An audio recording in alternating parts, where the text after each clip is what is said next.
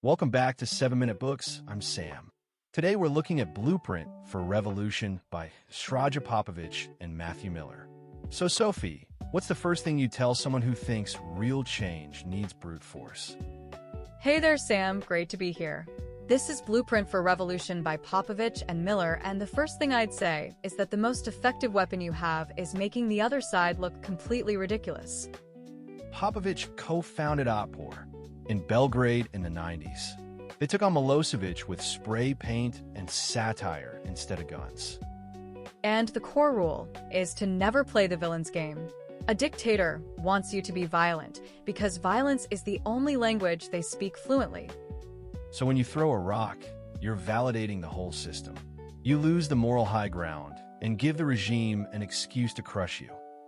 That's the battle of the narrative. You're fighting for the story people tell themselves about who's good and who's evil. A peaceful crowd getting tear-gassed is devastating for the regime. Right? Nonviolence becomes a weapon of mass persuasion. Exactly.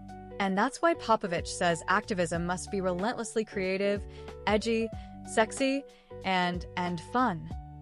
I actually pushed back on that when I first read it. It felt a little disrespectful to the cause. But power is built on predictability.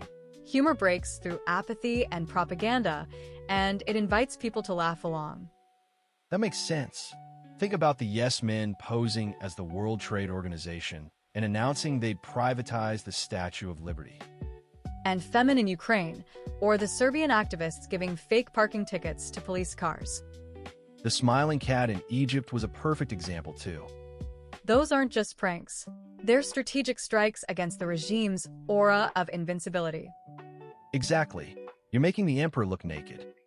But you need more than creative pranks.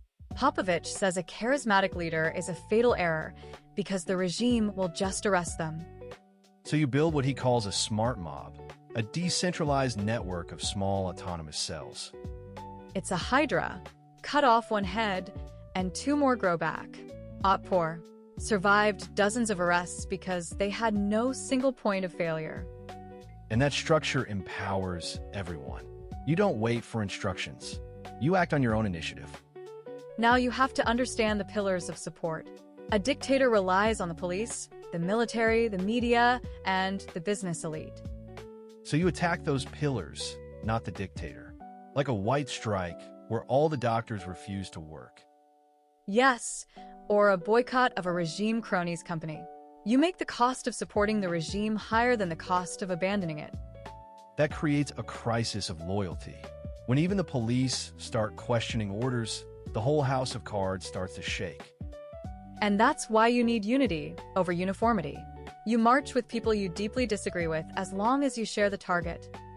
Like in Cairo, Christians and Muslims stood together in Tahrir Square, protecting each other during prayers. They didn't agree on theology. They agreed that Mubarak had to go. That united image is terrifying to power.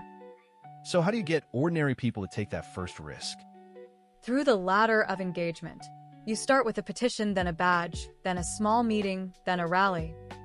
That builds confidence step by step. By the time you're facing a water cannon, it feels almost normal. And you prepare for repression. You need a plan for supporting arrested activists and controlling the media narrative. One image of a peaceful protester being dragged away can shift public opinion more than 1,000 speeches. Then comes the counterintuitive part. You have to have a positive vision. Being against something isn't enough. Movements defined only by opposition run out of steam. What do you do after you win? So you build the new world inside the shell of the old one. If you want a democratic society, your movement must be democratic. That's strategy, not just ethics. You're proving the alternative can actually exist. And finally, Popovic warns about the revolutionary hangover. Removing a dictator is not the same as governing. The skills of rebellion are not the skills of compromise. You have to learn a whole new craft. Revolution is a process, not an event. It takes decades of patient construction. Patience is the hardest part. But the one thing I'm taking away is that you don't need to match the giant's power. You need creativity, organization, and the stubborn discipline to keep withdrawing consent. And honestly, if you want to go deeper, the whole library is over at 7minutebooks.com/app. It's over 6,000 fiction and nonfiction titles you can read or listen to in any language, and many have infographics. It starts at $2.99 a month, $9.99 a year, or $19.99 for lifetime access. In the end, this book is a blueprint for making the old world collapse from laughter. That's the real revolution. We'll see you in the next one.